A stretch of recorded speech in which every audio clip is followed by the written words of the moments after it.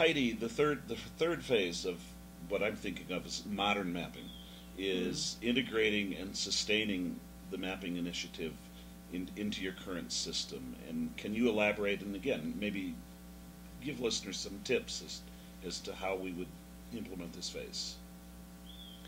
Yes, I would, and I think it's an important point. Anna and I thought very carefully about this.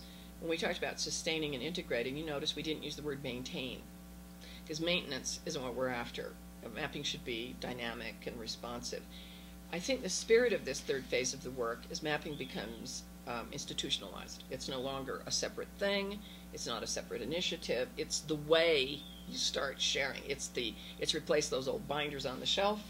It's where you go to when you've disaggregated your assessment data.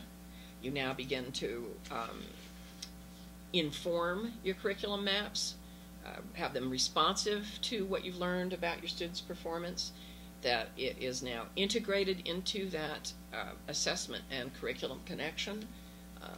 It becomes part of the way you handle everything from a faculty meeting, whether it's an electronic faculty meeting as opposed to being around a table in a room.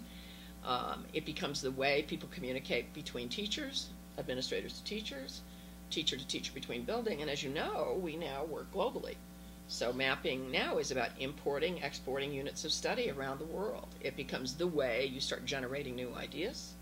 It's the place you go for school improvement. And I think one of the key pieces is on this phase, I think it's very important that we have our consensus maps in place.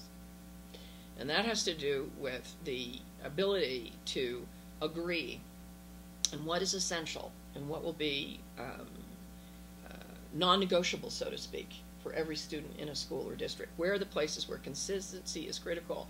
But in turn, the negotiables. What is flexible? And it's at that point you know you're really cooking. Consensus maps replace guidelines. So, as I've often said, mapping is like MapQuest, the driving direction tool. You can have detailed maps on MapQuest, road maps, and you can go up a level and see a metropolitan area and up to a state and up to a country or internationally. Similarly, when we are at this third phase, we're using maps at all these various levels. So classroom teachers have maps, and the schools do, and so forth. And one bonus point as we begin to look into this, the fourth phase, which I'll talk about in a moment, is we're now including students. And there's a level of student mapping.